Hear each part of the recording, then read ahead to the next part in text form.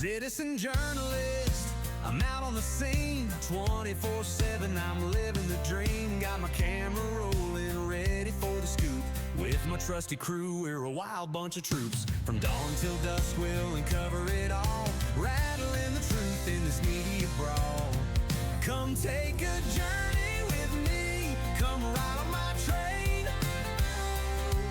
We'll dive into the long and winding lane.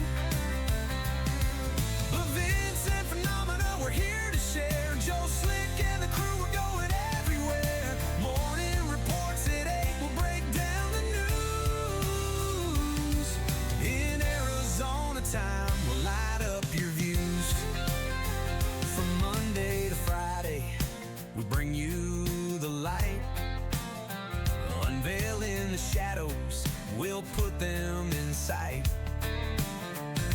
Wednesdays and Saturdays, the rabbit hole's live at 7 p.m. where the truth will thrive. Digging deep, uncovering the lies. Sifting through the chaos, we're reaching for the skies. So tune in, friends, don't you ever miss. Joe Slick's got the stories that you shouldn't dismiss. Come take a journey with me, come ride on my train. We'll dive into the long and winding lane. Events and phenomena we're here to share. Joe Slick and the crew are going everywhere. The weekly wrap-up, Fridays at 5. Catch all the highlights, feel the vibe. So grab a front row seat, let's unravel the tale. With passion and grit, we'll never fail. We're on this mission, yeah, we're gonna shine. Join the journey, my friends, it's about that time. Remember what I say, let it stick in your head. Don't get known on you, just words that we spread.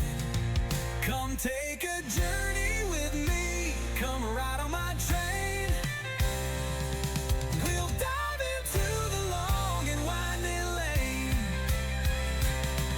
Events and phenomena we're here to share. Joe Slick and the crew are going everywhere. Morning reports at 8 will break down the news. In Arizona time, we'll light up your views. So here's my invitation, don't let it slide. Joe Slick's got the stories, come take a ride.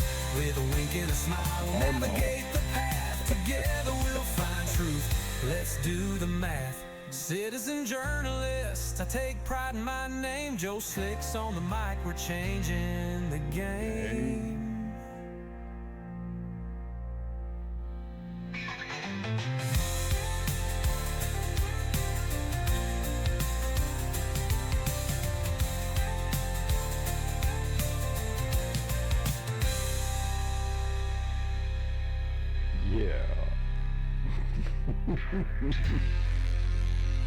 Good morning, everybody. Good morning, good morning, good morning. I love it. Oh, my land. Oh, my land. Hey, I hope you had a wonderful weekend. It's Monday. Monday. Wait, I can do that better. Monday. Yeah, well, I know when I'm looking at you. Yeah, you know. You want to be noticed, don't you, Timmy? Not that way, brother. Get a haircut. Yeah, I'm not bald, but I got a haircut a couple weeks ago, and it's only about maybe 2 hairs left. But I'll be getting another one here this week. Yes, sir. I'll be getting another one this week, buddy.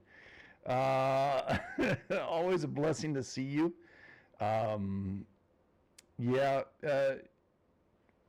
Still in a bit of pain. I did some ice treatment this morning, so it's okay right now. We'll see after this, right? Drink a little bit of water, and I had 2 cups of coffee ready. Yep. Anyway, there's not a whole lot going on solar-wise. We bypassed a CME, meaning it didn't hit us. It went around us or just missed us. And there is a tropical something out there south of Hawaii, and I'll check it out. Actually, there's another one off of Guatemala, Mexico, but Iona, right? And there is one right behind it, which I'll be happy to share with you. Yeah. Bing, ding, ding, ding, ding, ding. There we go. See, here's Iona. Here's Hawaii. Here's Iona down here. It's a hurricane. All right. 75 miles an hour, right? 75 miles an hour hurricane. As I quickly check for Mom. Apologize. I need to be able to, in a moment's notice, help my wife with her mom. It's what happens when you're dealing with dementia. You know, hey, it's work, baby. It's work. And right behind it's Tropical Depression C, with sustained winds about 35 miles an hour. And then out here, 90% chance of getting into something or being something in the next 7 days is a disturbance, number 3. Go figure, eh? I suppose we can look at the COD, right? And go to global, go to west. Let's look down here. We'll look down here. We'll go to dirty. Yeah, dirty. Yeah. I mean, I think Timmy doesn't like the mud, though. You know, he said it was hot. He was sweating, and he had to take too many breaks. You know, there's the hurricane right there in the middle. I'm pointing at it, and you can't see it. Right there in the middle of your screen. Interesting how Indonesia, the maritime continent, there's a whole lot of stuff coming the opposite way. I wonder if that's going to drive this semi-hurricane, it's a level 1, up into Hawaii, or is it going to push it up toward Cali? I wonder. Big stuff coming off the Central America, though. As I get hydrated. Big stuff happening right up in here. It blows up pretty good. A lot more moisture in the western side of Mexico, moving on up into Arizona. That's where I am.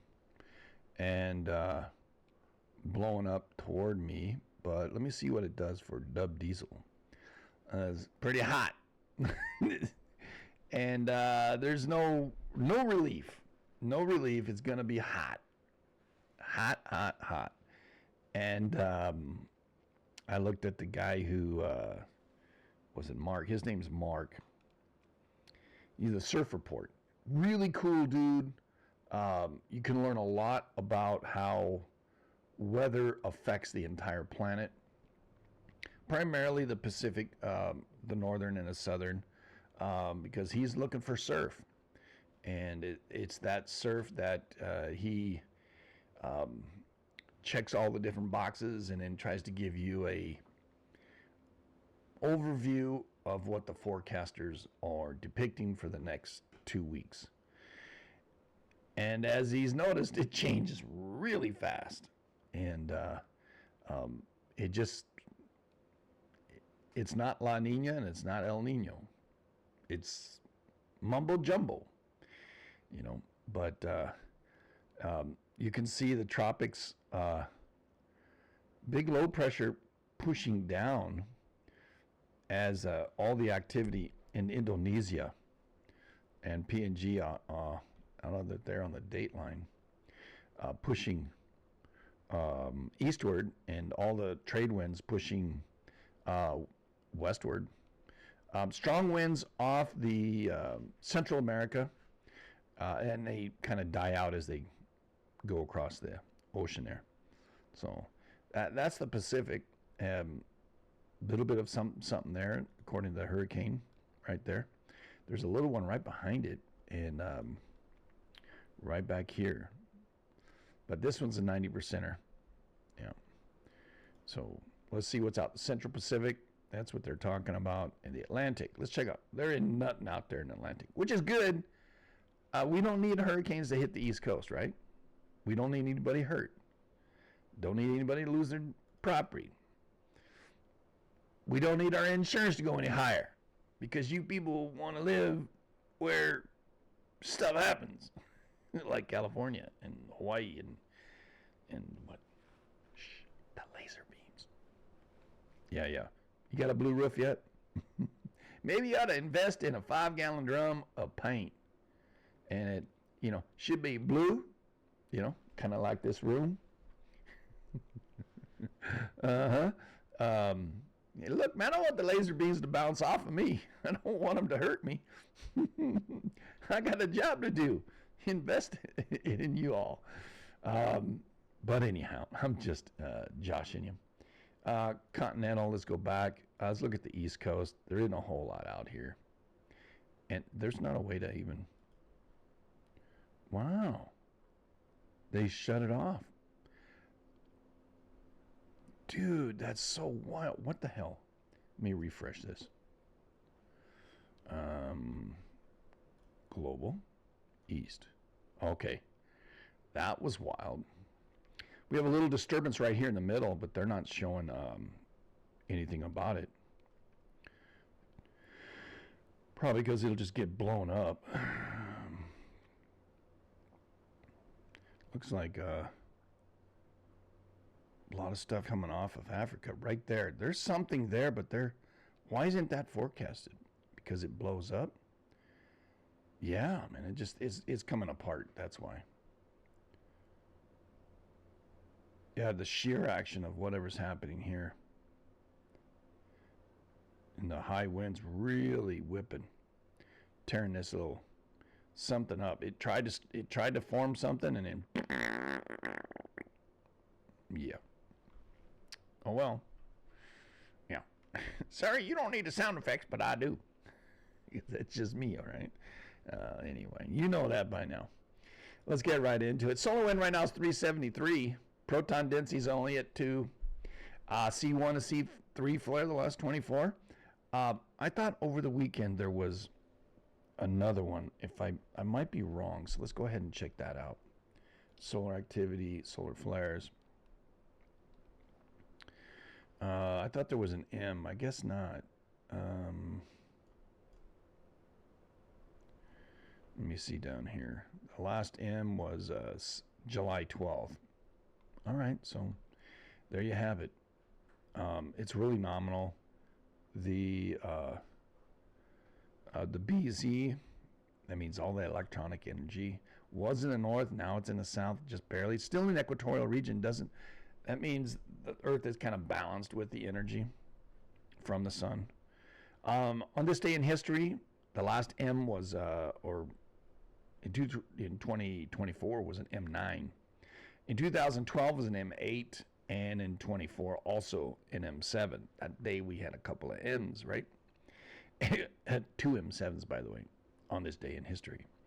Let's see. Also in 1990 we had a G4, geomagnetic storm. The last X was June 19th. It was a 1.9. The last M was, like I said, July 12th, 1.6. And the last G1 storm happened on the 22nd of July this year. A few days ago, about a week almost, eh? But anyway, I digress. So we'll get back into it.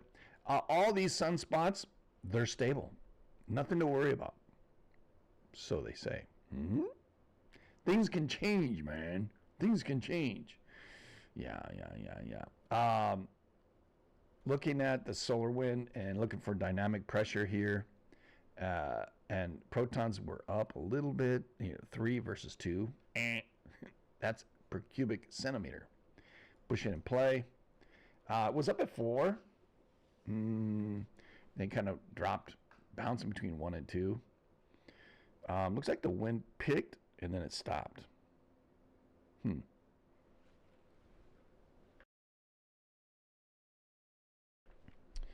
All right, let me try that again. Dynamic pressure stayed under 1. Thought there was a little bubble right there. That's where it was.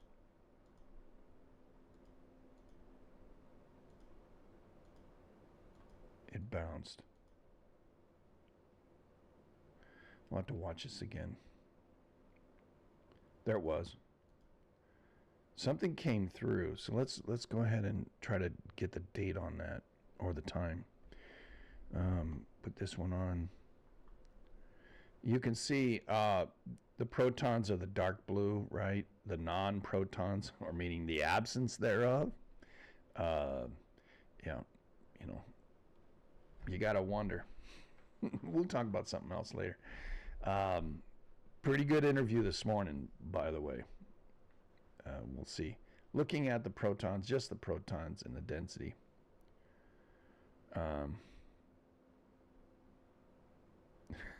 I know, yeah, I have to be me. Yeah. The miracle drug, ibuprofen, I don't support it, but I take it. And ice, lots of ice.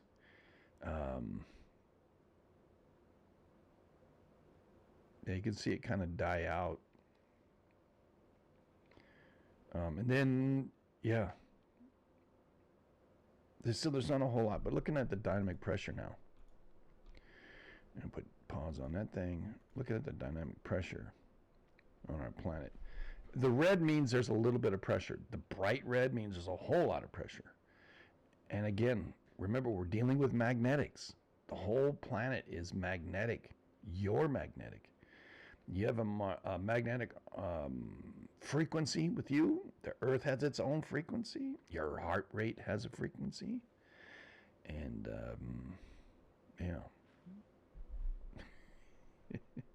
I'm going to let that one go. I didn't whistle. That was just noise. Looking at the sun right now, over the last couple hours, see if anything is coming off, the blasting off the sun. I think it's relatively quiet. Yeah, it's more than quiet. Yeah, it's just nada.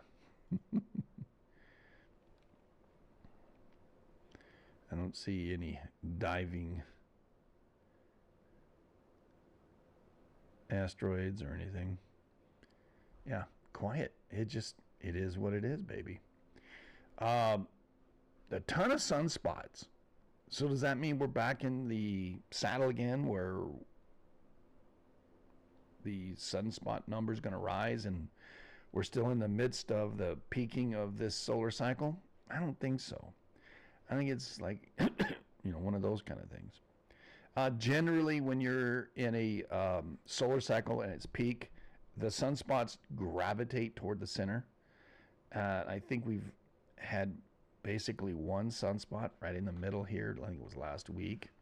Most of them are on the peripheral as they kind of move on out. Something to think about if you're trying to negotiate the idea of the sun doing things to the earth. Yeah, the CME missed the earth on the 27th. They don't know what happened. Maybe it'll hit today, maybe it won't. I don't know. Yeah, the KP is under 2 right now, so it's not expected to go any higher.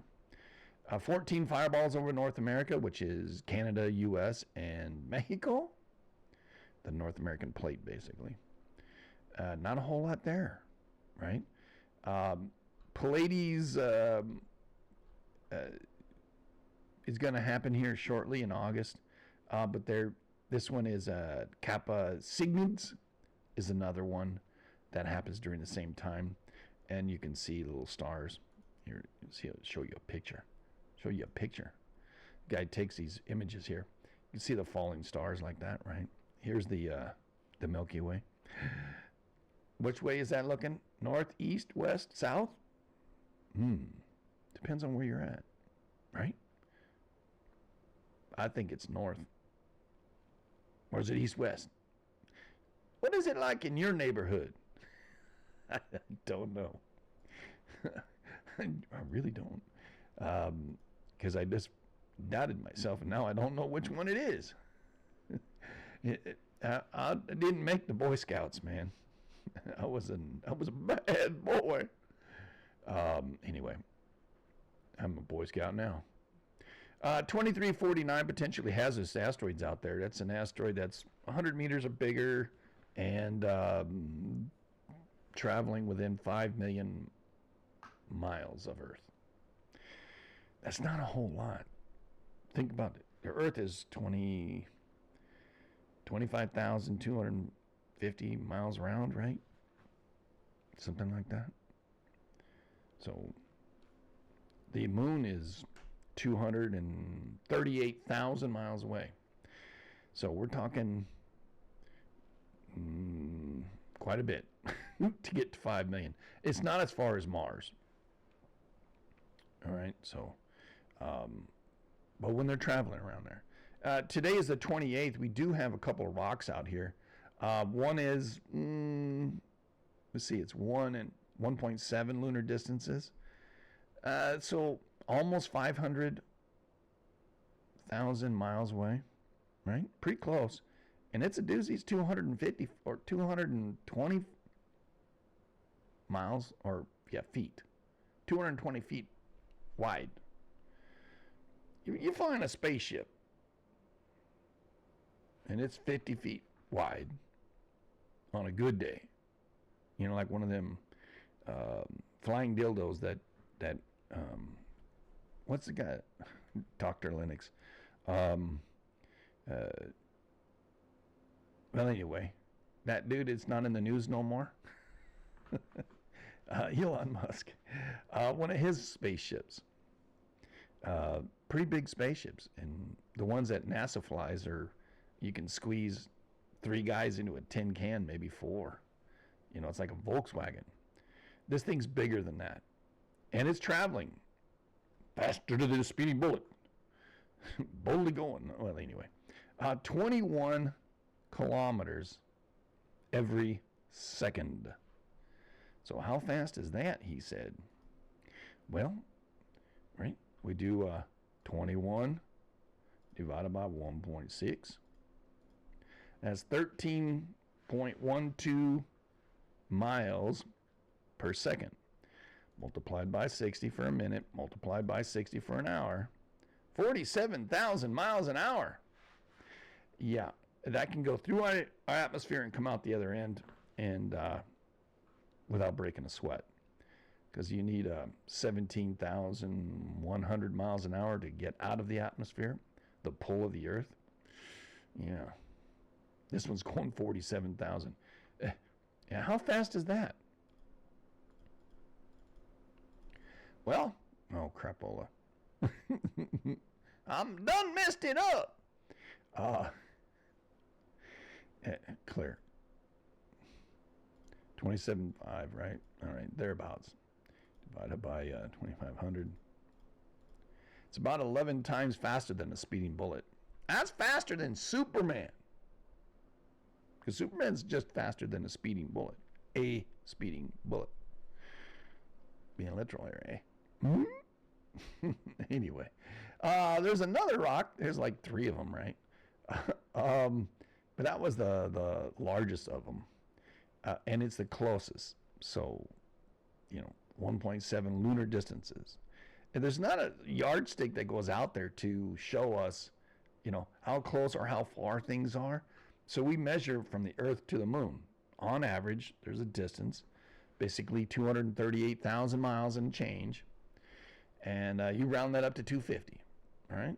So quarter of a million miles to the moon. That's why it takes us a couple of days to get there. It takes light speed 3.5 seconds. So we don't travel near that. All right? All right. So in thinking of that, there's a rock out there that's 135 feet across. And it is traveling at 13.9 kilometers every second. A little bit slower than the other one. But it's 10.8 lunar distances. So that's substantially further. I would consider that to be almost 3 million miles, right? Yeah, almost. About 2.5. Maybe 2.25 away from us.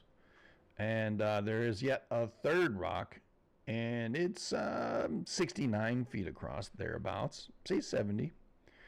And it's traveling a lot slower. 2.7 kilometers every second. Still fast.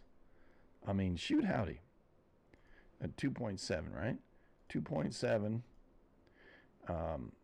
divided by 1.6 is 1.6 miles every second, multiplied by 60, multiplied by 60. Basically 6,000 miles an hour. About, I don't know, it's 2,500 feet per second is when.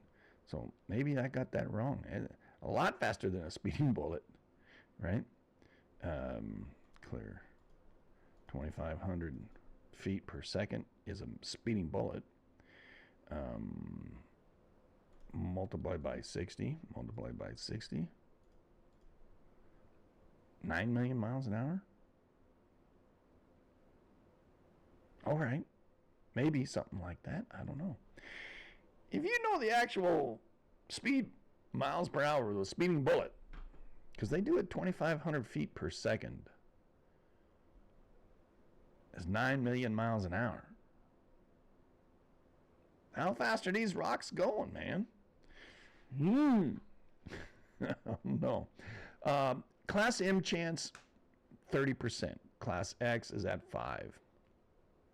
Those for flares, baby. Yeah, so don't worry about it. Don't worry about it. There is a coronal hole in the north, but it's not significant enough to affect Earth substantially. So, and that other one's probably in the back there, trying to work its way around the corner. Interesting. This one here, tremors. Looking at the tremors, what do you see? Huh? Right? What do you see here? A little bit in the San Juan Islands, right? Old Silesia. Old Silesia. Not Silesia. But this is where a lot of the energy was. Also, the energy was right here by Portland, right? Looking over the weekend, this is yesterday's, the 27th, right? Here's the 26th. Look at that. Then we'll go down on to Friday. Nothing. So what do you think happened? That's yesterday. What do you think happened? Well, all of this energy has moved north. So much so that the San Juan Islands and Vancouver Island there.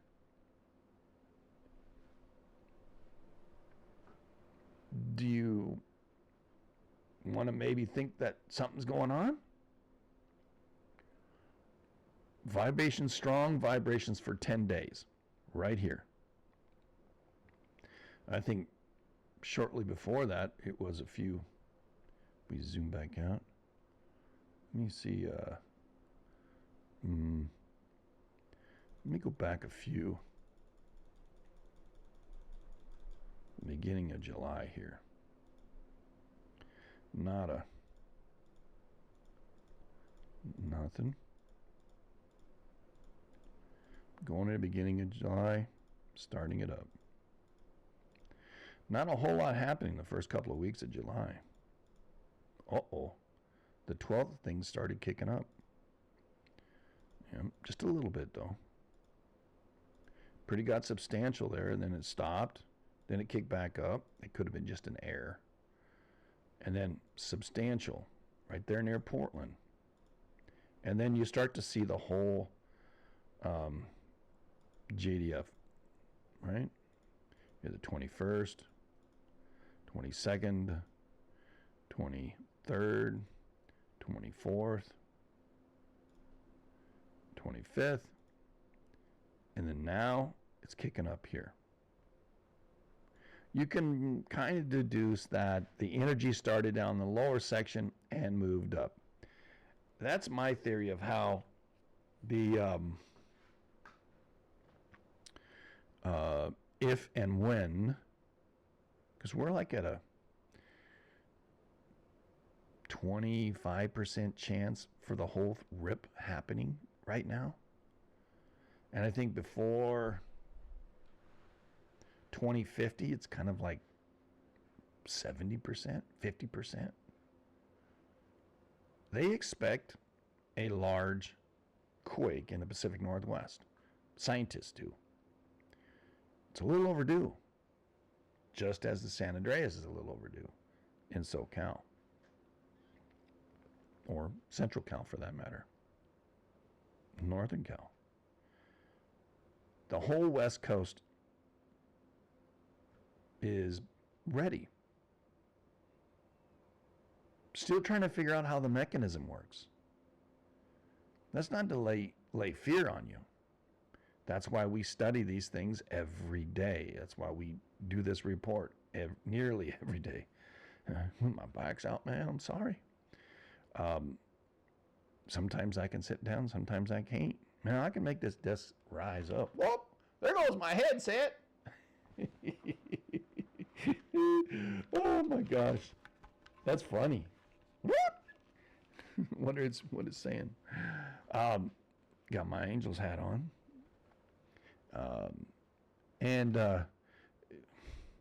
you gotta wonder, at least I do, some people just ignore it. But I think, it's telling us something. Solar stuff is muted right now. But we already know through the weeks of studying before, over the last couple of weeks, that it's supercharged. These vibrations only tell us that there's minor movement of the North American plate in conjunction with the Pacific plate and the Farallon plate, better known today as the Juan de Fuca, and how they interact with each other. Now, this also could be a result of the axial seamount, right? Let me show you. Right down here, there's some volcanoes out there, right? So straight out across is where, right here's Portland, right here's where all those vibrations happened. Now, the vibrations are happening up here in the Olympia, right? Let's see, tremors. Yeah, just south of the Olympia, right down in here. Right? Actually in Olympia itself, but not the Olympia portion up there. But let me close some of these windows here. Find it very interesting that this area now, this area before, and this area now, it's not too far apart. Basically 100 miles, right? I wonder what's been going on. This plate right here, you can see it better if I go like this. I don't know if that'll show us, so let me go to the USGS. Put the ocean on. And there is an earthquake out there, by the way. The axial seamount is right here. Those vibrations are happening right in this region, whereas before, 100 miles south, in this region. A lot of vibrations. Now, is it an ETS event? Well, I think the center part was. It's an episodic tremor doohickey. Doohickey is a catch for anything, man. Come on now. Yeah.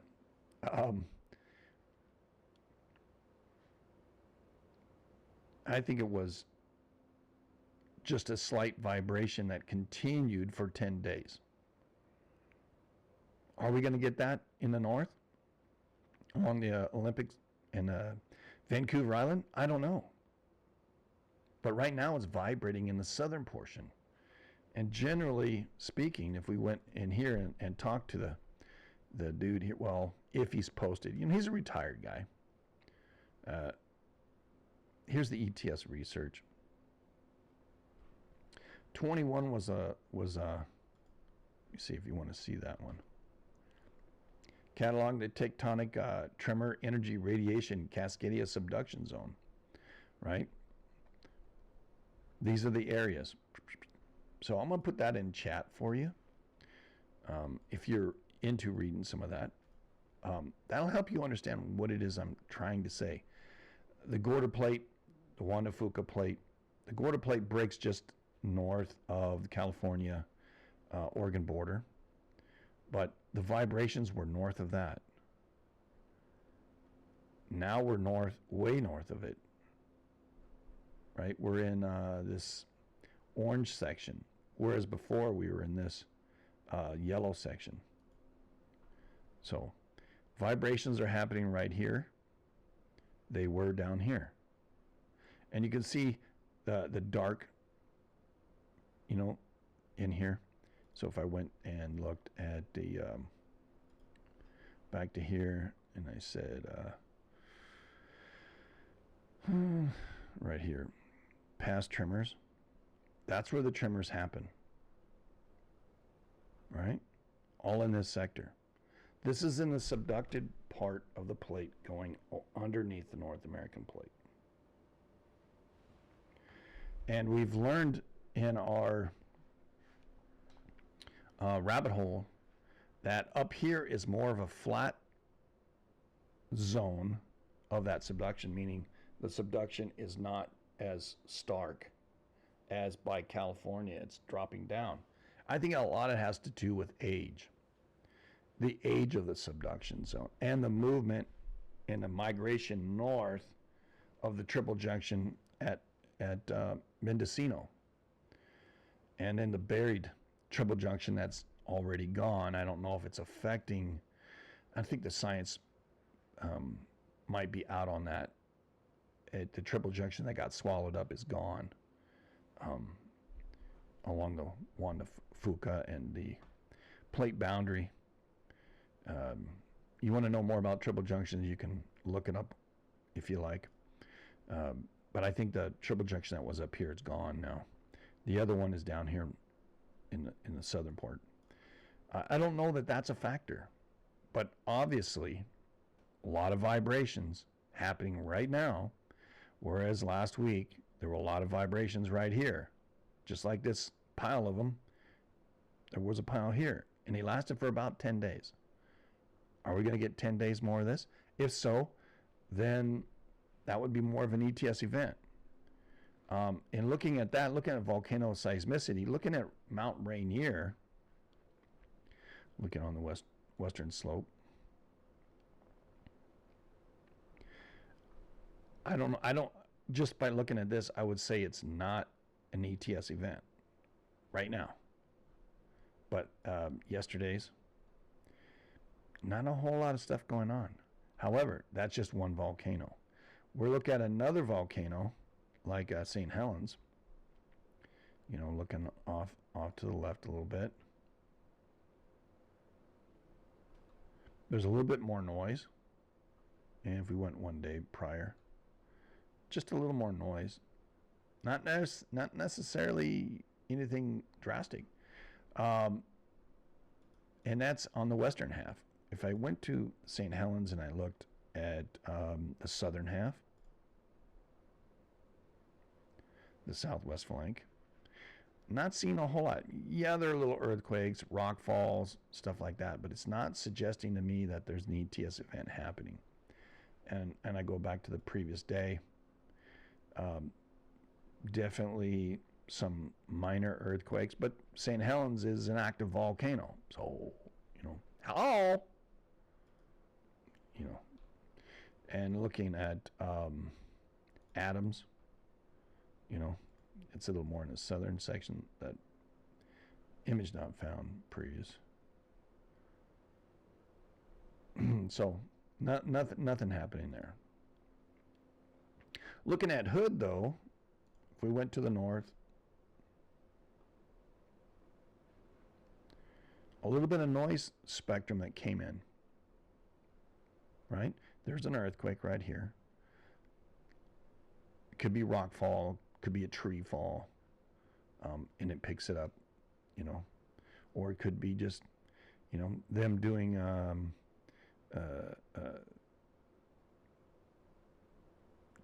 tree harvesting. Who knows? But in Barrett Spur the day before, not a whole lot. So I'm not too concerned it being a look in the south here, an ETS event. There's an interesting series of earthquakes that happened there. And again, what a repeat. That could be a reset of something. Looks like it happened 3 times. The same type of event, smaller in scale, but anyway. So again, back to looking at the map.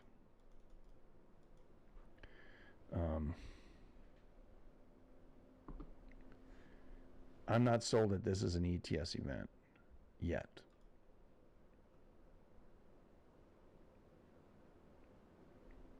So it can just be some vibrations. And if you want more research on it, there's plenty of resources that do it. It's a big deal to a lot of people who live up there because that's expected to get a 9 earthquake. And the scientists who study these things quite thoroughly believe the big 9 will happen during an ETS event. That's another reason why we look at these events and we try to say, okay, is it happening? Now, there might be a transition between the center part of the Juan de Fuca and the northern part. I don't know. But we'll be watching it. And that's why doing a morning report helps. The evenings would be updates. If there's anything going to happen that's significant, we'll do an evening update. Outside of that, it's just a morning report, eh? What else? Looking at no seismographs for what happened to Yellowstone is off.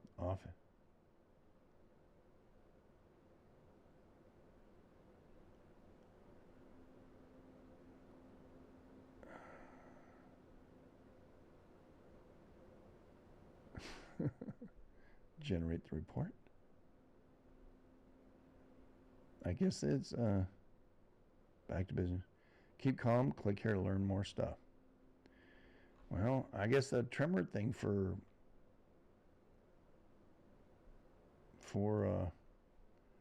Yellowstone's offline. Wow. Did you know about that, Kat?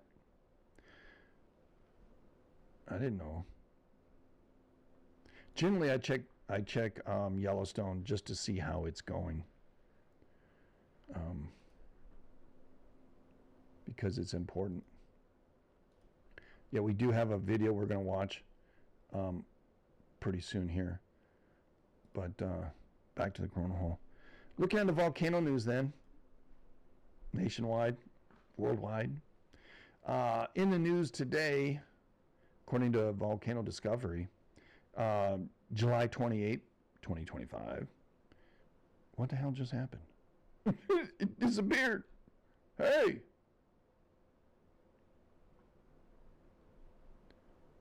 What the heck?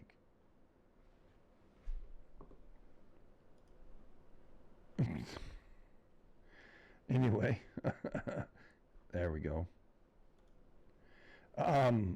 Santa Guida volcano, Popo, Simiru, Ibu, Dukono, Reventador, near Magira, and Sangay. Sangay, of course, is in Ecuador, northwestern part of South America. But anyway, Sangay 22,000 out of 17. So when I say 22,000, that's the ceiling height. They don't want you to fly a plane below that. So there might be a buffer zone in there that the height of the gas and the ash rise up so that where it's safe. They believe it's safe to fly at 22, but not anything below that. So when I say up to, that's what I'm referring. It could be 1,000-foot pop, and they have a buffer zone in there mixed. which is best to listen to the scientist on that, because you know that dust getting in your engine. Yeah, it wasn't a whistle. It didn't whistle. I can't whistle. I don't know why. Anyway, I'll let the joke go. 10,000 feet out of Dacono. Pretty good little popper. Dacono's like 3,600 foot. So 7,000 feet. Boom, at Dacono right there in Halimarahara. You know, Ibu too. Right now it's like 25 miles apart, right? Near Magura, the Congo, erupting. Lava flow continues.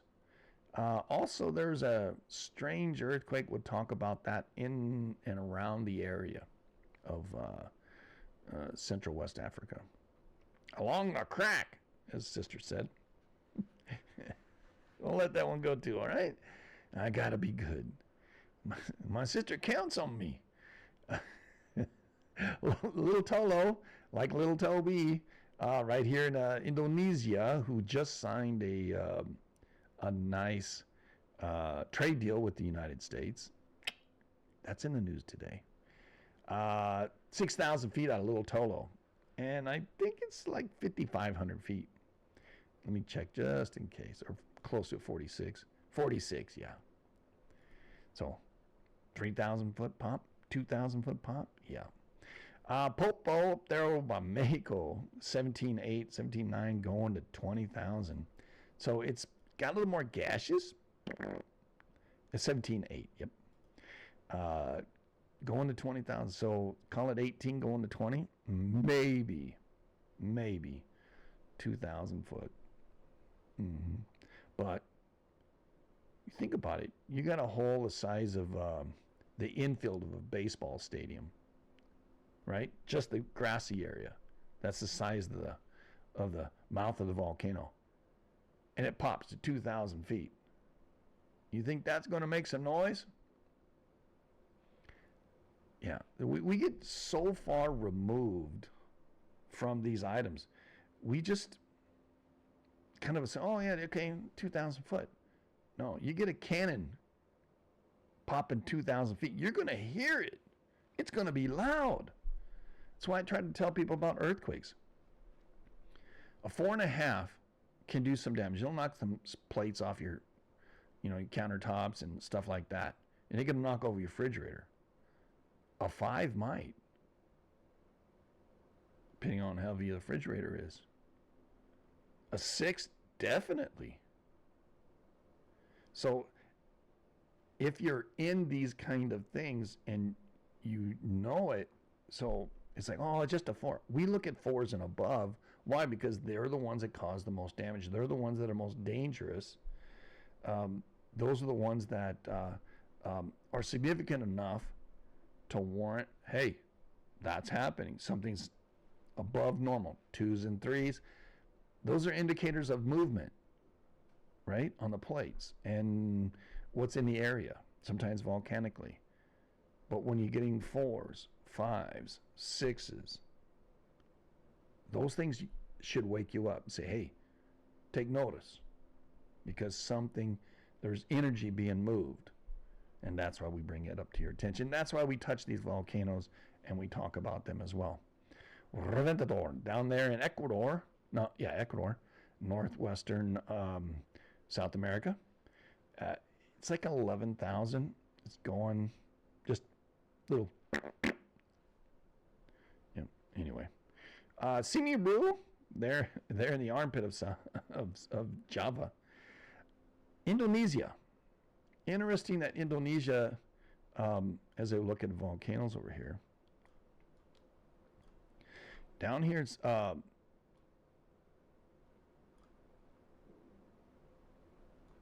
Little Tolo, Little Toby's down here.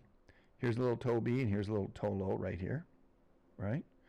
Both of these have been banging away, bang, bang, bang, bang. And then up here, Simiru has been banging. So has Mount Raung.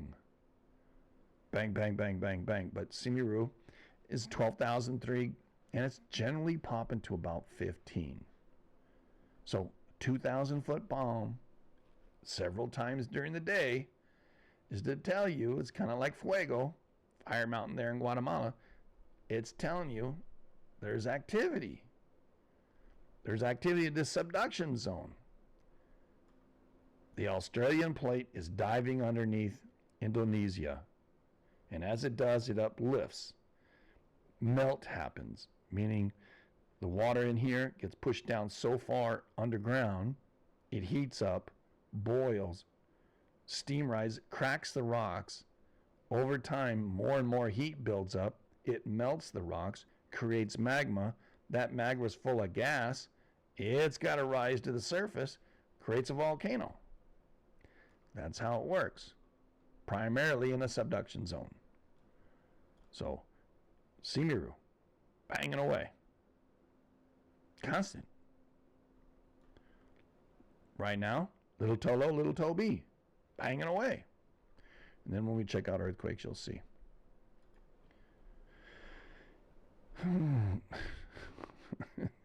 What the hell is that? Well, anyway, I'll let it go. Ibu to Kono, I say them both because they're really close. Over here in Halamarahara, right? Here's the Kono, here's Ibu. Look at this. They're 21 miles apart.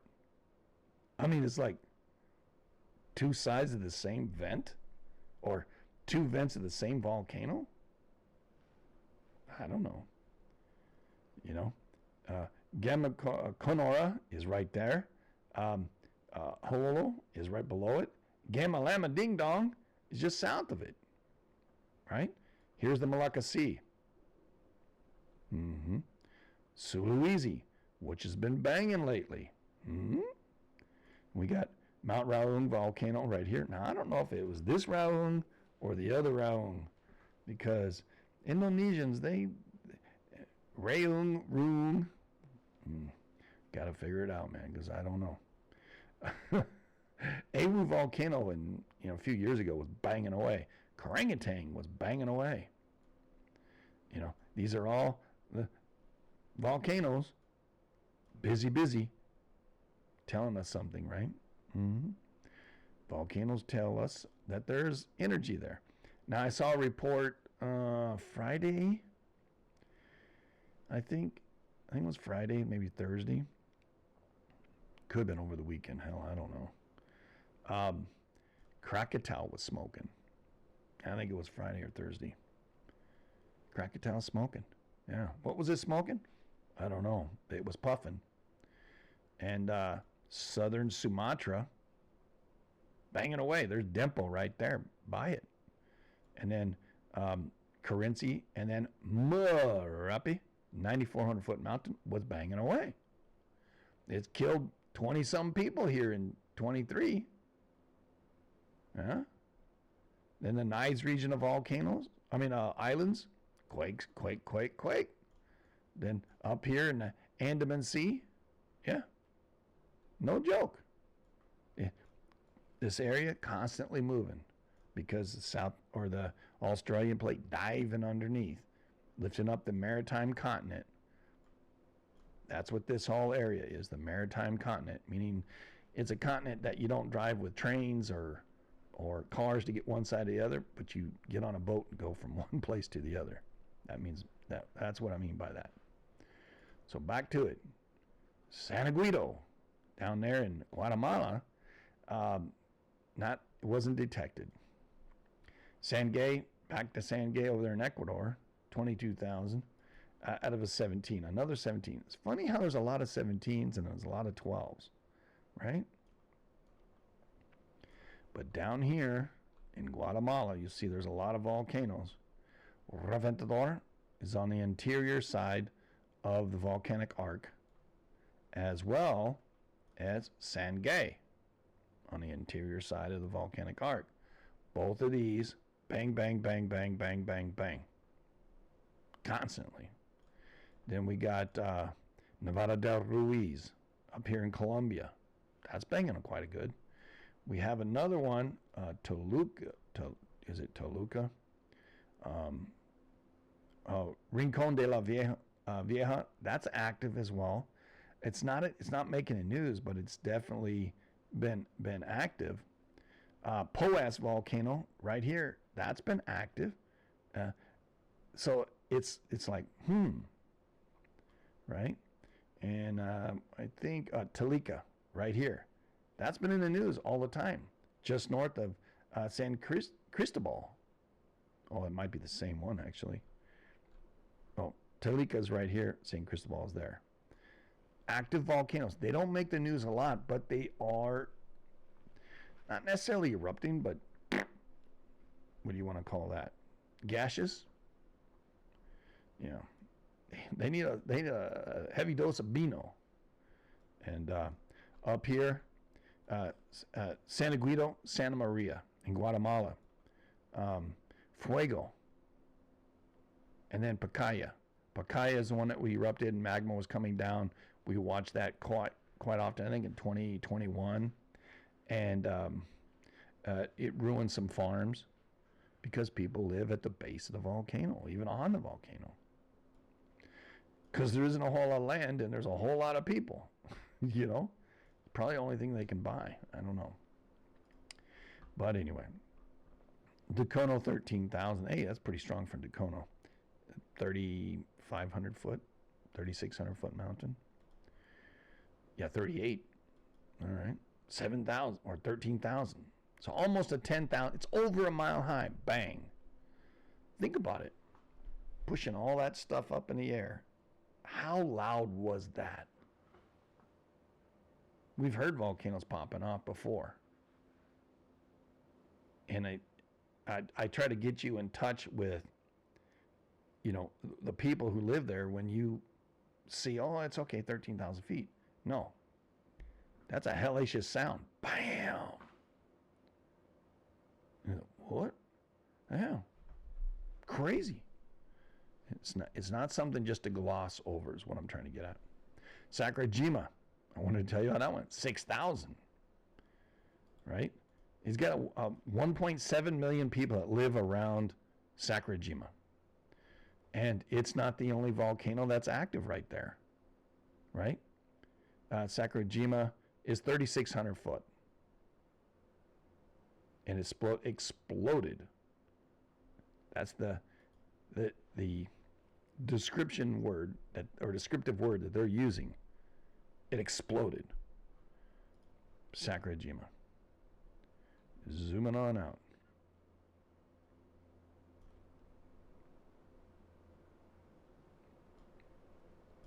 And I don't know how to make a volcanic sound. Sakurajima. Up here in Japan, southern Japan, we've got Tsunozenjima, Nakanoshima volcanoes, and then Sakurajima right here, part of the Aria caldera. This is the new cone, so to speak, of the Aria caldera that at one time, I don't know when it blew up, but it was a long time ago. But Kirishima, right? This whole volcanic complex, it's been erupting too. Fart in the wind, you know. I don't think there's any magmas coming up, but they're seeing stuff flying up, you know, Strombolian type, and popping pretty good too. Sakurajima. Think about all these little cities right here. These aren't little cities. There's a lot of cities. Like 1.7 million people, up to 2.4 million people live in the area. It's Japan. There's a lot of Japanese people living right there. Crazy.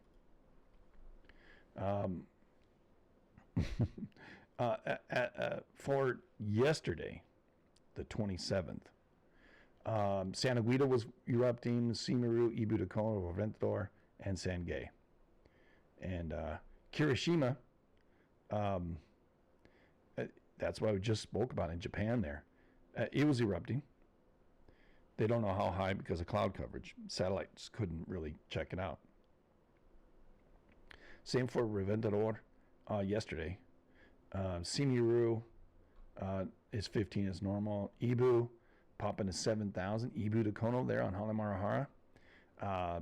7 to 10,000 all the time, telling us something.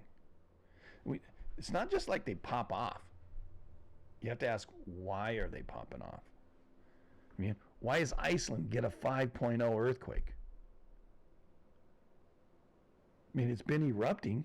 I think it's subsided substantially, but it gets a 5 earthquake. Pretty crazy. Little Tolo, 6,000 yesterday. 14 out of San Diego, that's normal. Sangay, just unidentifiable. Dacono went to 15,000, not just 10, but 15,000. Remember, it's a 3,600 foot mountain. Popping at 10,000. Now it's popping at 15 yesterday.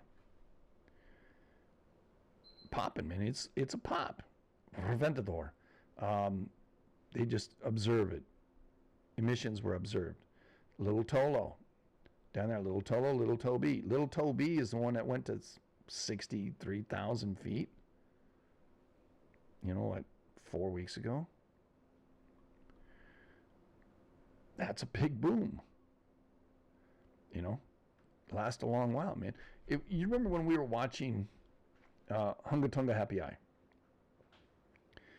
Those people standing on the seashore of that little Hunga Tonga, the main capital, could hear the explosions that were happening offshore, where they couldn't see the island, but they saw the eruption, the results of the eruptions as it went on, and some of the concussions traveled all the way to them. It was a long way. I don't know how far it was.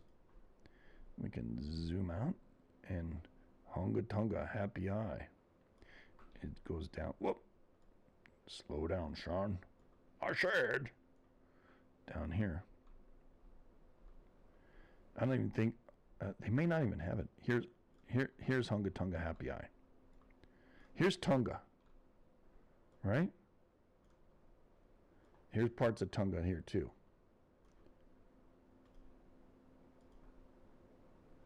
"39 miles, 40 miles. They were hearing concussions rocking their eardrums. Crazy. So think about it.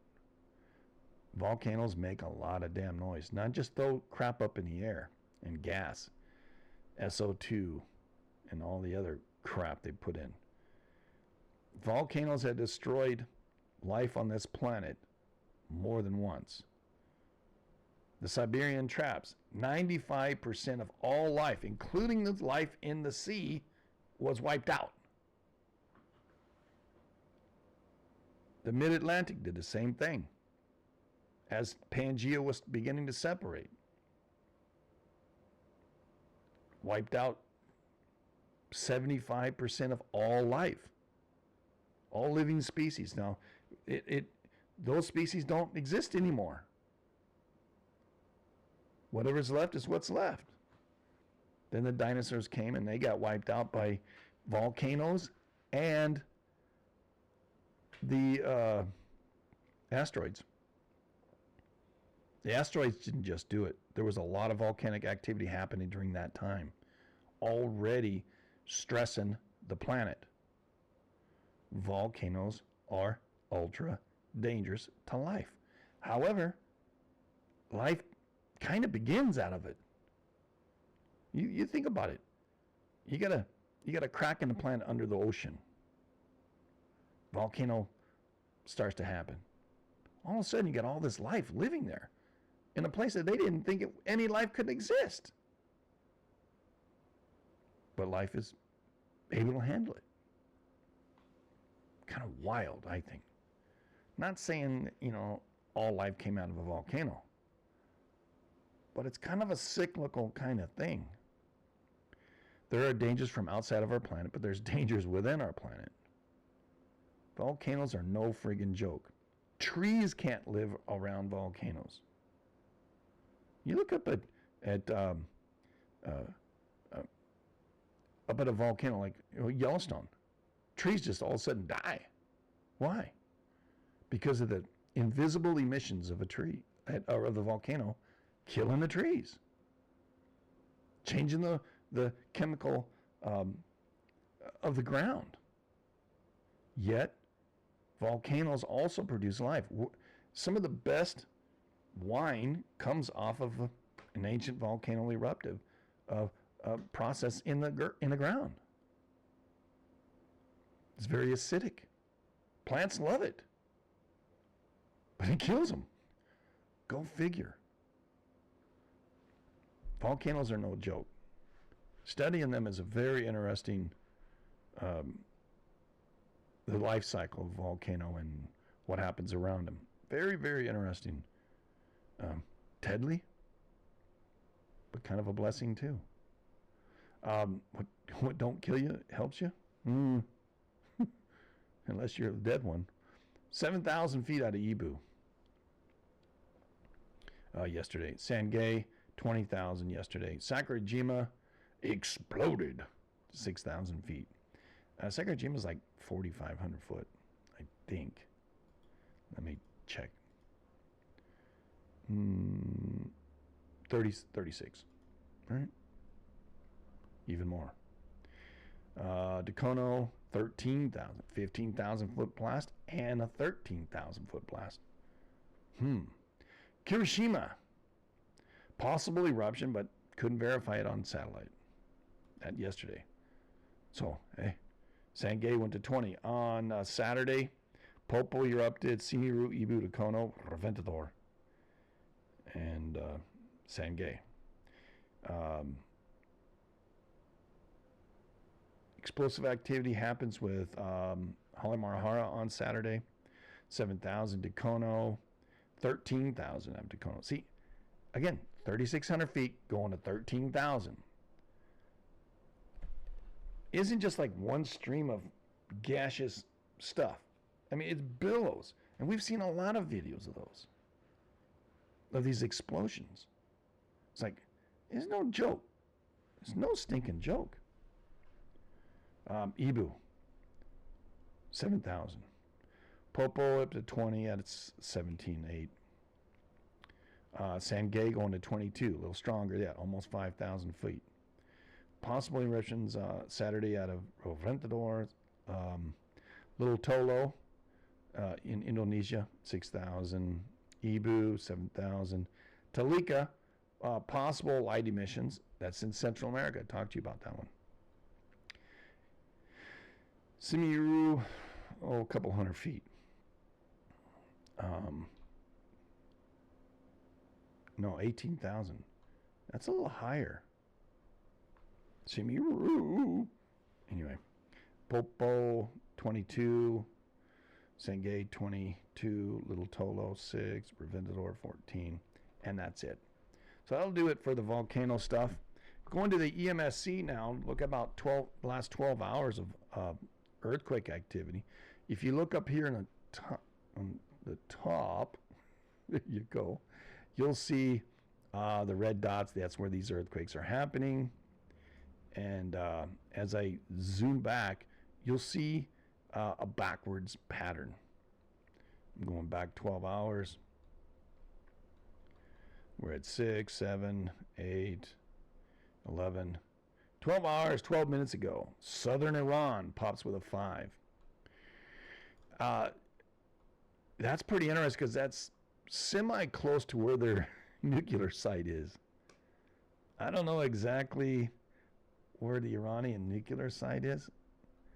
Let me see if I can spot it on this.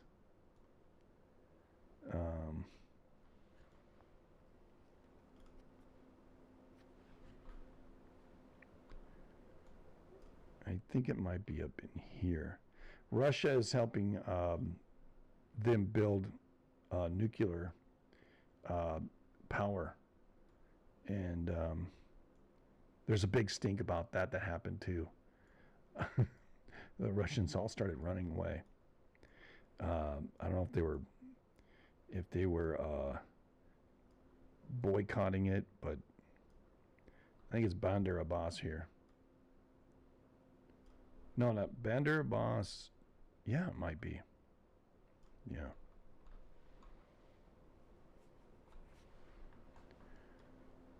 Bando right here.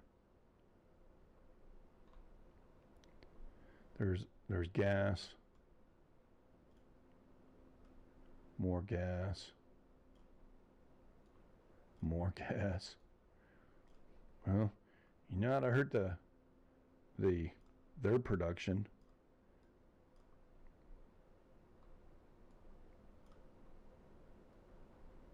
I'm not seeing it offhand.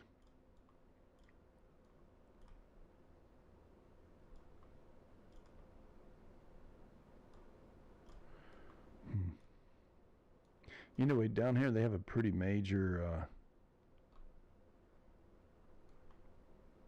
lot of boats in the harbor here. Maybe I can find it. Iranian nuclear site. They'll probably go up. Oh, right here. Yeah, Bushehr. Yeah. And see if I can't say. Looks like they've got 1, 2, 3, 4, 5 of them.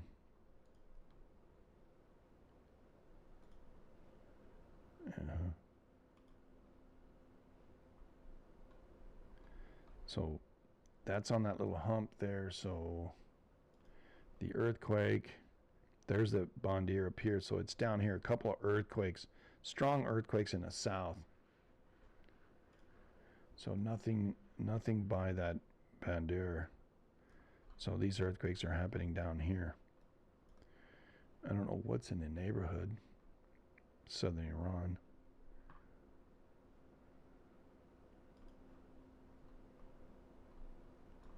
Lots of oil. They don't look particularly full right now, though.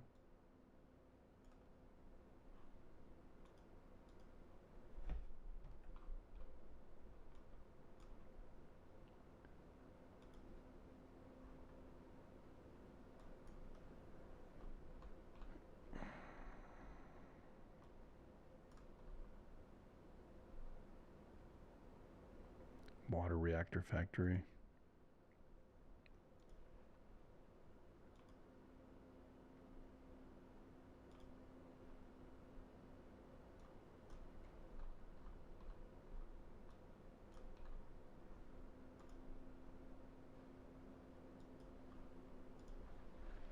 Another nuclear site. Up here in there's a volcano up here as well. Up here in the north, there's been some rebellion going on. One faction fighting the Iranian powers that be.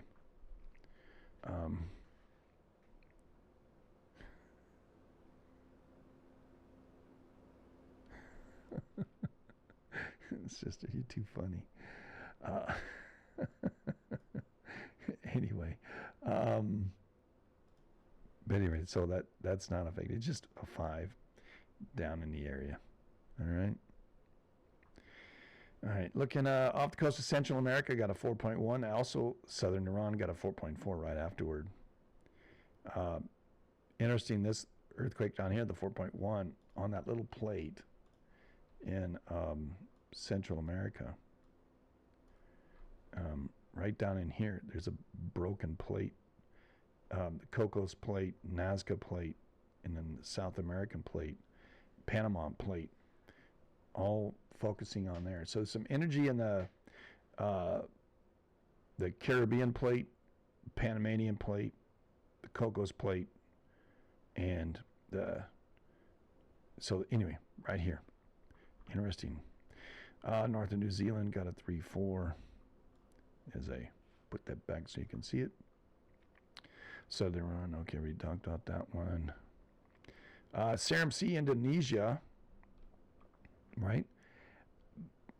Generally, it's kind of my mentality that if we got earthquakes here, I'm going to be watching up here in the Sumatra area. Just because I've seen Andaman Sea that kind of stuff. Southern Iran got another 4.5.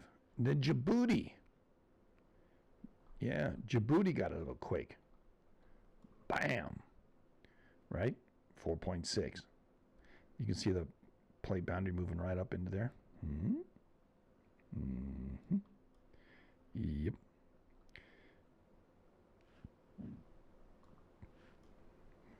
There you go.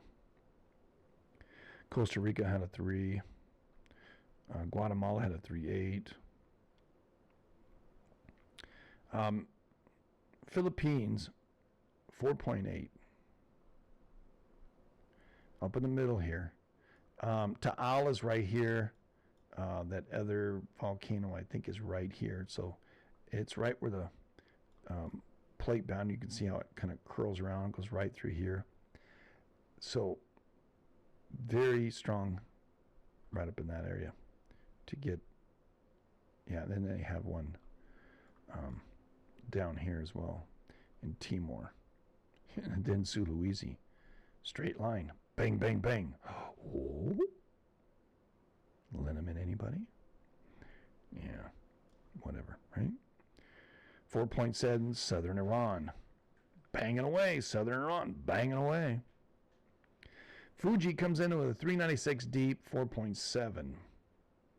Or Fiji, not Fuji. Yeah, Puerto Rico saying hello, telling you, hey, don't forget us, 3.3, 2.5. Texas comes in with a 3.9 and a 2 right after. 4 minutes apart, 7 hours ago. Texas. Bang, bang. Right? They'll probably say New Mexico when it's on the USGS. It's their algorithm. Hindu region, Afghanistan, 4.6. Yep. Let's see. Veracruz, Mexico. That's the interior side of Mexico. North America. Or Gulf of America. Bang, bang. Right? Puerto Rico. Another 3. 4.8 Banda Sea. Over here in Indonesia again. Sulawesi. Banda Sea. 4.8. Southern Iran, again, 4.4. So we have a little bit of a plate boundary banging away. Again, going to the USGS and looking at the terrain. Vanuatu just came in. Right here. The plate boundary is up in here, but all the quakes are happening right here. Why do you think that is? You know, very, very interesting. Bashir is up here with a, so it's not that, right?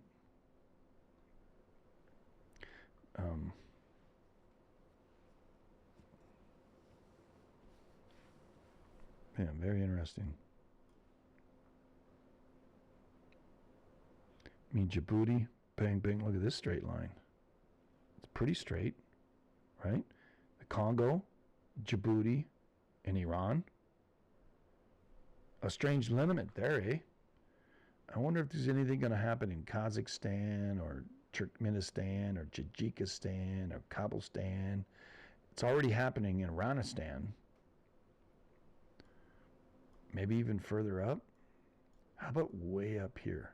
Sometimes we get quakes way up there. We'll have to wait and see, eh? Eh? Southern Iran, 4.5. Bio at Chile comes in with a 4. Chile's been actually pretty quiet last few weeks. You know, kind of crazy down there. Kind of quiet. Just like the West Coast. Kind of quiet. Mexico and Central America, not so much, but I think that's just due to this active subduction. The subduction zone in South America, I don't know. I think this week's rabbit hole, which we will probably have if I talk to Canuck, I've had to take a week off anyway because of my back, but it's just too much to sit here for 3 hours. Although I passed out and was fine for several hours till I went to bed. Yeah, well, anyway. Slew of them. South Fiji Islands, again, 130 depth, 4.6. So the weakest part of the plate is breaking. That's what it is about Fiji. And it's down deep. Why do you think? Gonna ask that question. Southern Iran, 4.4.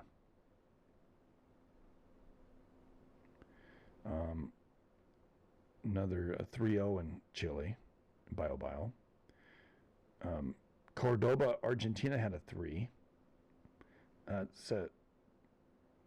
Southern or central Argentina. Off the coast of Kamchatka, still banging away at a 5.1. Near the coast of Ecuador, 4.1. That's that little area of where this is. Yeah, they get pretty good quakes right in here, in Ecuador. So and that's interesting there.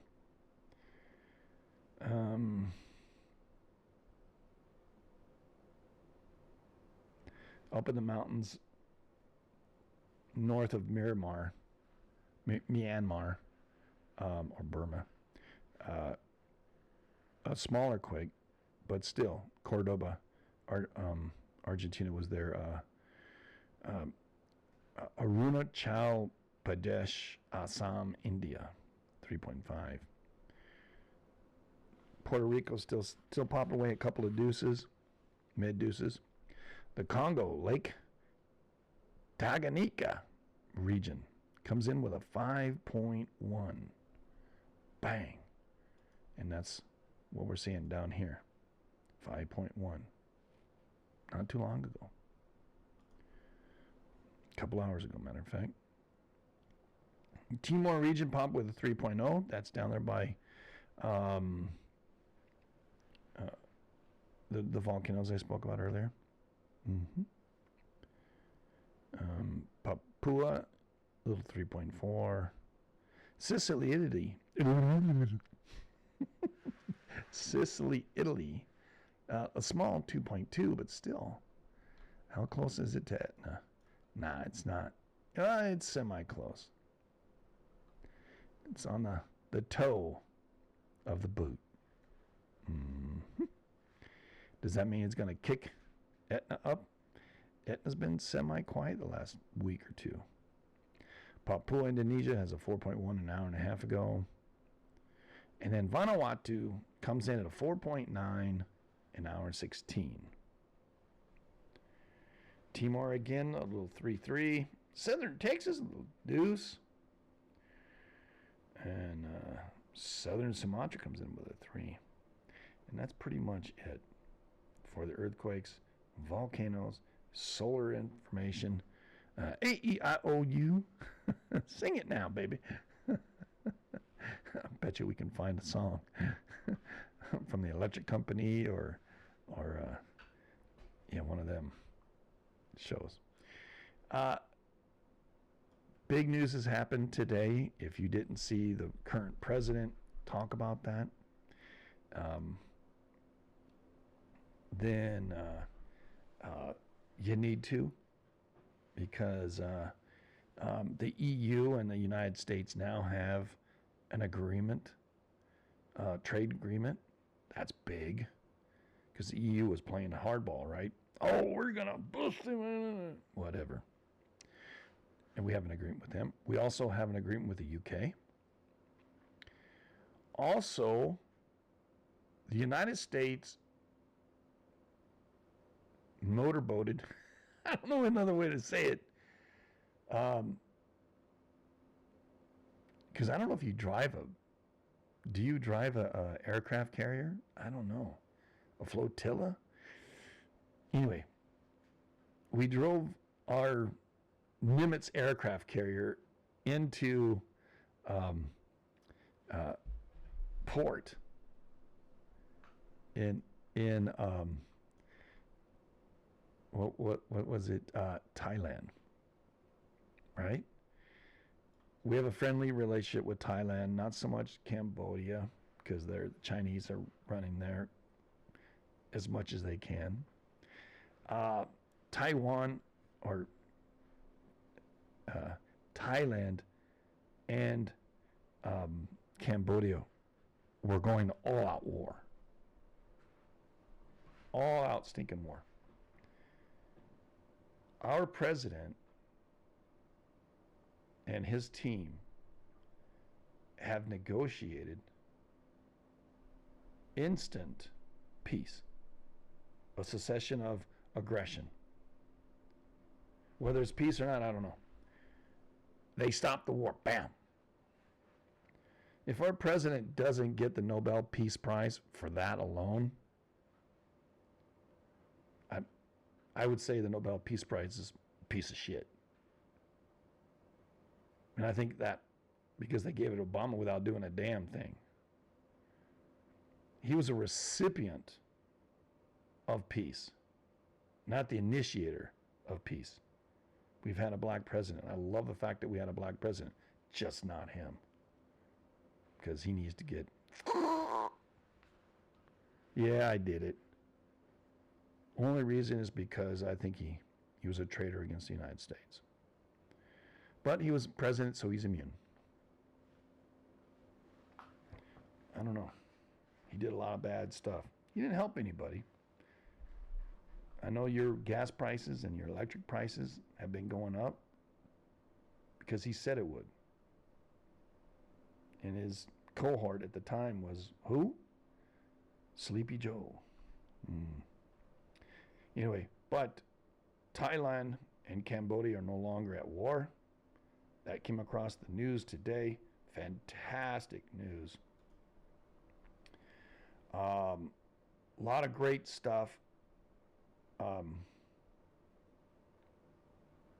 Something just happened.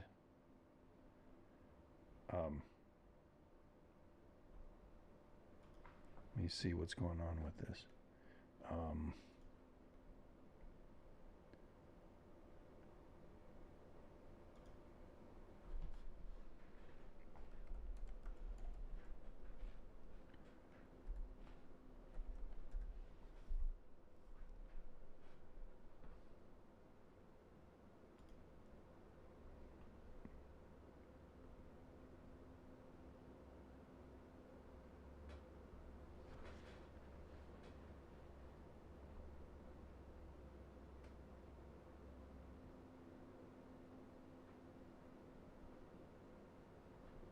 right.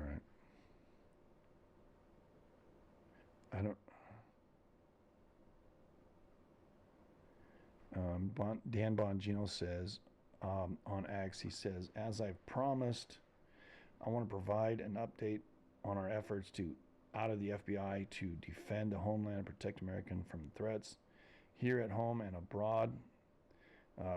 We're right around the 6-month mark, and thanks to the leadership of this administration and the work of men of law enforcement, there's no doubt our country is safer today. Since January 20, FBI has assisted our partners at DHS in over 21,900 immigrant enforcement related detentions and the like, removing 12,400 violent crime gang members, stopping 1,430 kilograms of fentanyl, seized over 62,000 kilograms of cocaine, 5,000 kilograms of methamphetamine, and 12,600 kilograms of marijuana. A lot of stuff.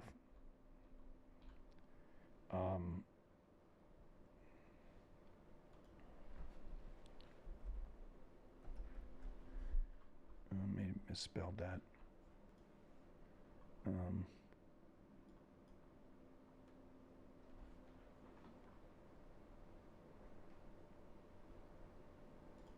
There's something coming across. I can't play it because it's being recorded, but a lot of great stuff going on in the world.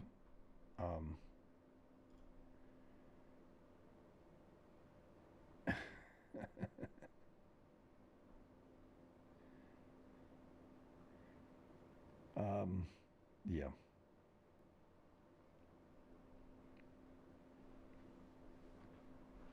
We'll see, everybody. I don't want to get too deep into things, but also, our president has told Russia, or specifically Putin, is it going to be 50-day wait and see? It's going to be a 10, 11, 12-day thing, and probably sooner. That anybody who trades with Russia, he'll put a tariff on them 100%. So he's turning up the economic ratchet on Russia to bring them to the table. Now, their economy is failing.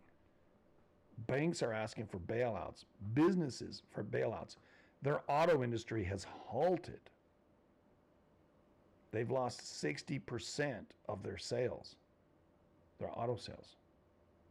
The only one who's buying them is probably the government, because Ukraine's beating the shit out of their trucks. Several other economic areas of the Russian economy are in the death throes. If he's not careful, he can go into a Great Depression. If he hasn't, he's already in a recession, a massive recession. Chinese ain't going to bail him out. Their lip service isn't going to do it, because they don't care for the Russians either. They're a necessary evil to dominate the world. That's what the Chinese do, the Chinese CCP, not the people, the government. Crazy. So that came out today as well. Also, President Trump, our administration, is saying that we're going to send food and make sure it gets into Gaza, because of all the people dying because of what Hamas is doing, taking the food in trucks. Now, food's getting in there, but people are still dying from starvation because they can't fight the kids with guns. There are a lot of kids with guns, and they'll shoot any Jew with a gun, military, the IDF. They're still at war. They've won the hearts and minds of the people in Gaza. It's a terrible, terrible event that's happening. But our president said, we'll make sure food gets in. And it isn't just us sending food, it's the whole entire world. And we don't always agree with everything that Bibi's doing. And it isn't necessarily Bibi doing something or not doing something, but there's still, 2 years later, there's still over 20 hostages. Whether or not they're alive, we just don't know. They may be dead. They may have died during the bombing. They may be hiding behind, the Hamas leadership may be hiding behind some of these prisoners. It's not a war, it's racism. And that jackass over there, that sword-swallowing jackass over there running France,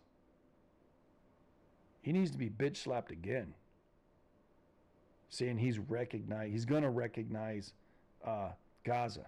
No. That's inappropriate. It gives in, oh my land, it just, what a jackass.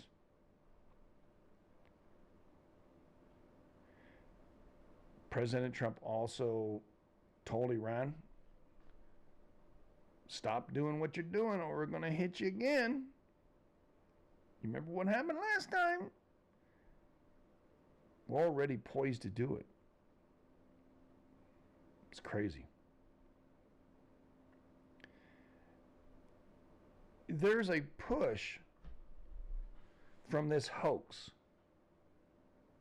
that President Trump had something to do with Epstein. It's a freaking hoax. It's like the Russia thing.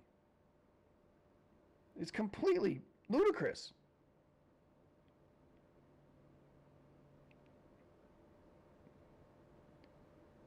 It's a non-starter. Trump knew, because he's been in the circles of power and very successful, he knew this guy was dirty before. He wanted nothing to do with him. Now, some events, crisscross and their paths cross, but he never went to the island. And think of this.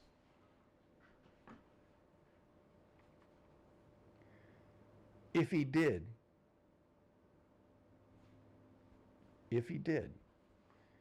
you don't think the Democrats would have put that out there? They're in control of all the information. They've had control of all the information about the Epstein. If Trump is in any of it, they would have released it. Why? Sleepy Joe, he ran the FBI, CIA, all of them. There's no proof. So, I've had to take a step back from a few friends because they have this notion in their mind that Trump is dirty and being with the Epstein. Why? Because they swallow the bullshit that's coming out of whatever news agency and whatever talking head out there is trying to say that he's dirty. He's not. He's not dirty. Think of this. If the large families in New York City couldn't turn Donald Trump, do you think Epstein could? The man has integrity. Is it perfect? No. Is yours? No. But he has integrity. That's why he's risen to the place he's at now. Did he have help? Yeah, he borrowed some money. He borrowed $1 million from his dad, paid it back, turned that million into several billion and an empire. Donald Trump is synonymous with success. Has he had failures? Sure. We all have. But his name is synonymous with success. That's why the stock markets are going crazy again. That's why there's hope in America. There's hope around the world that somebody is intelligent enough to work at some of this stuff. Now, a lot of crap's being spun because of those are the dejectors. Those are the haters. They don't have a Donald Trump on their side. They got some guy who wants to cut your kid's pecker off or mastectomy. That's the wrong word. It's close to that. Your daughter, turn your daughter into a boy and your boy into a girl and tell you that you have no right to tell them what to do and what not to do because you're just a parent. You're just a donor.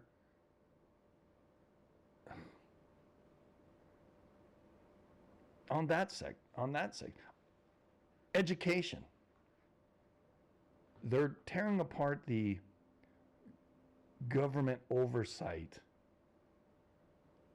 which isn't really government. It's all political lobbyists in the U.S. Department of Education. They're destroying it because it's crap. Look, you need a couple of sentences. Teach your kids arithmetic. Teach your kids how to communicate. That's English and language arts, right? Primarily English. Give them a second language, it's all right. Third language, so what? Let it be what they want.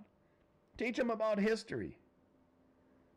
Because if you don't learn from your mistakes, you're not going to learn at all.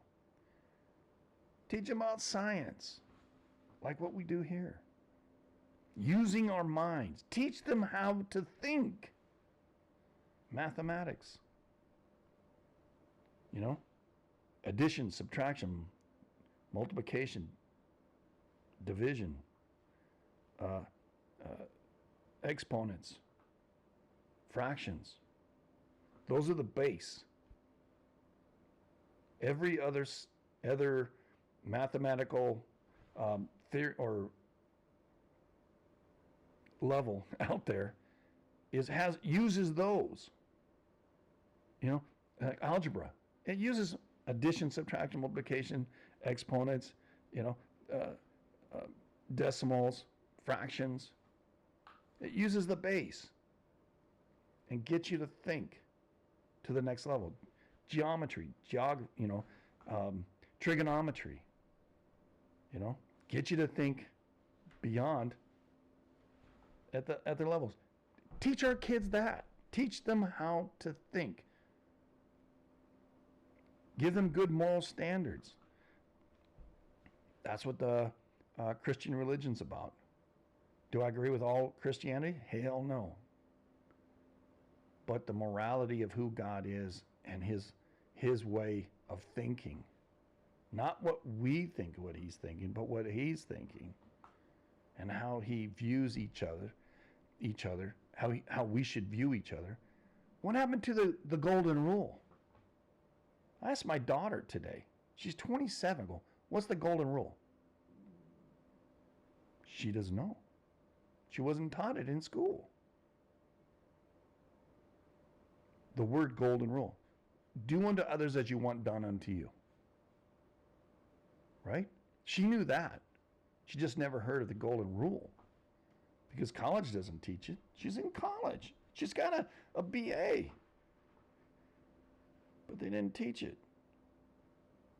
But now she understands when all the things that I was teaching her in her junior high and high school, because I homeschooled my kids, she understands it now. That's what that was all about. Teaching them how to think, how to treat others with respect, because that's how you're going to get treated. And there's a, kind of like how the Greeks had it, there's a public court, and then there's a private. Whatever you put out in public court, put yourself out there so that the world can critique you. It's crazy to want to do that. It's risky, especially when you're not perfect. I'm not perfect. Wait, you want that hand? Oh, critique me on which hand I put up, eh? Whatever. Get over yourself. Look in the mirror.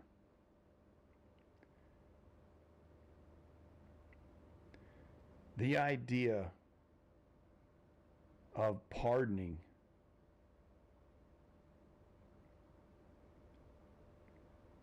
Maxwell is stupid. He's never been approached by anybody. And he says it's inappropriate to even talk about it. President Trump, that is. So this idea that somebody is putting out there, it's the drip stuff of the left, who are left behind, by the way, and their numbers are getting smaller. Their influence is smaller.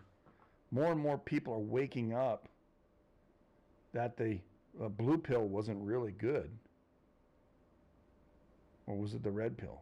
Whatever one of those pills. You believe the Democrat side of things. It's illogical. And I'm not just talking about the woman's side and the man's side of logic versus, each other's logic. Men and women don't speak the same language. Mostly. They can speak the same language in public. So I wasn't talking about any of that.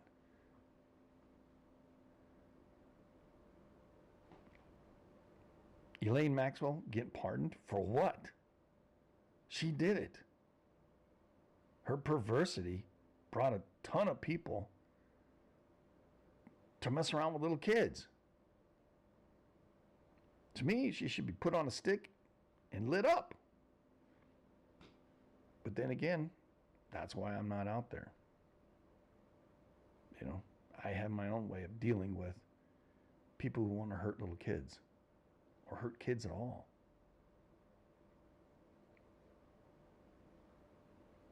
I'm not perfect. I get angry. The federal government, the U.S. federal government's likely to keep rates where they're at. Now, Wednesday, there's supposed to be another GDP report come out. Estimates between 1% and 3% increase in our GDP. I don't know. I don't know if they can skew with that. Screw with it. Yeah. I don't know. I don't know how you can spin it.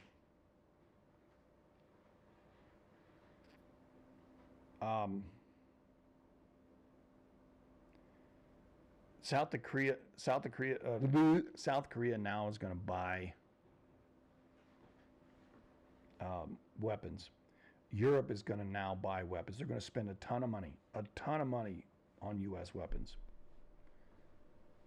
Because now they're starting to see what Russia's really trying to do. The threat's out there. It's going to help the military-industrial complex, but Putin's evil.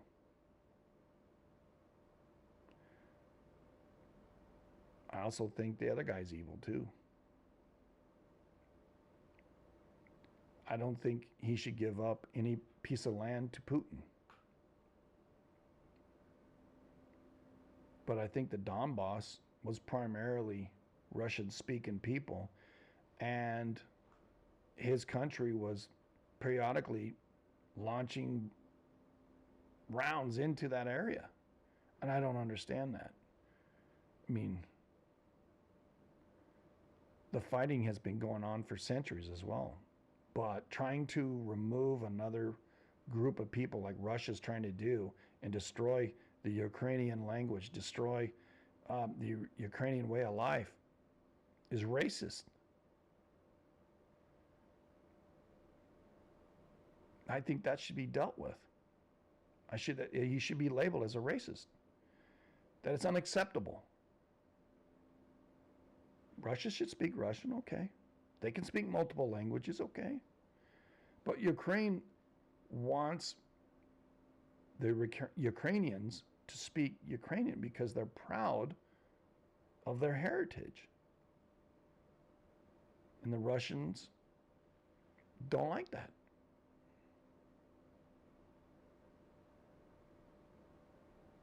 That war is terrible. Over 1,000 Russian military personnel die or get injured and are taken off the battlefield every single day. Every day. The amount of money that Russia has spent on this war is incredible. The amount of money that we've spent on this war is stupendous. It should all end.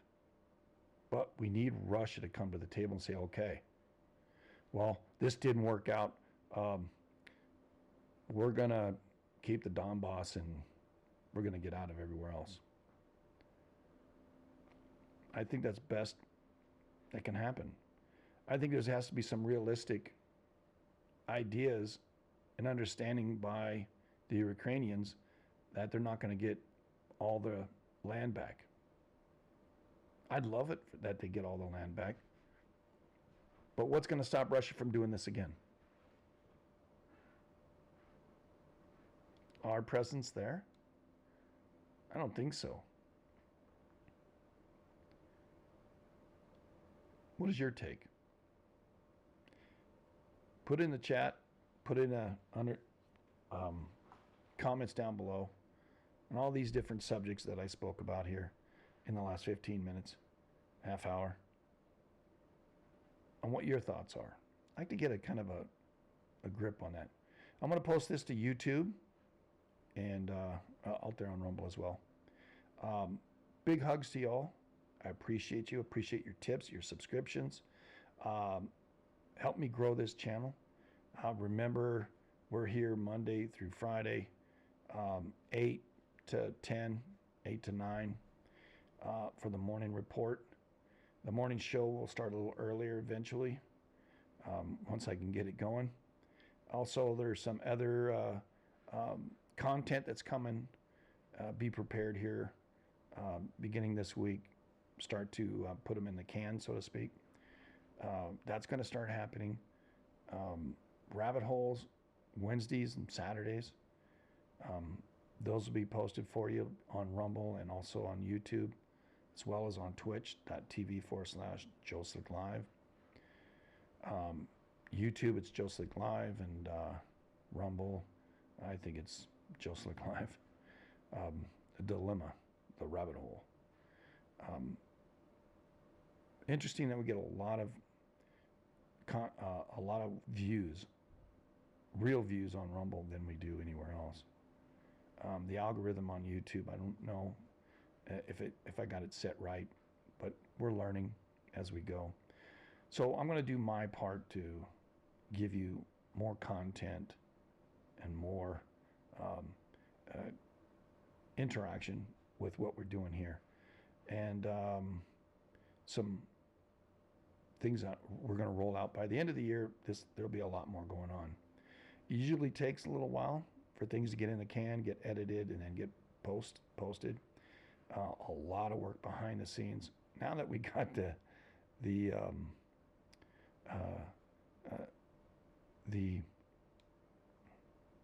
hardware and put together, and got the Microsoft stuff happening. Remember, it's like every 2 weeks on a Thursday that everything starts to happen, and we made it through this week without having to do an update. Hey, hey, I don't know, man. So we do have backups ready to rock and roll if we're not going to have an outage for a whole day unless it's the internet or something.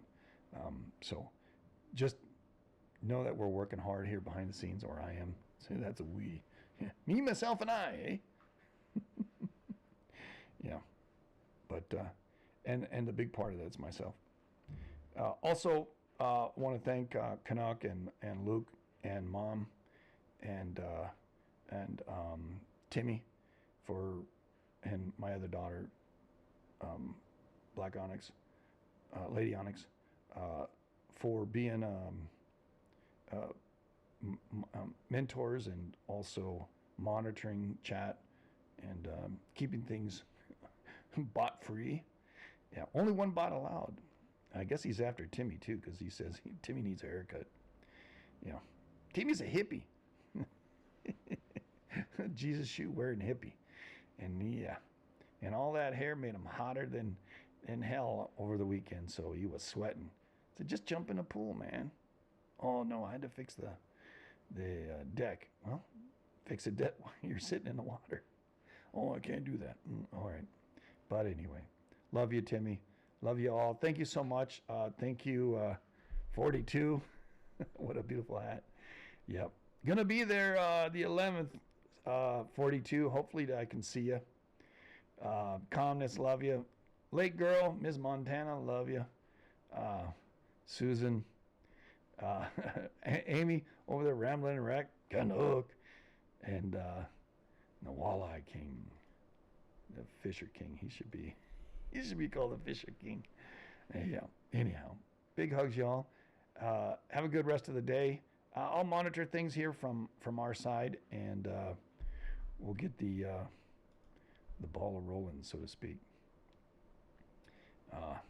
Have a good one, and remember, don't get none on you.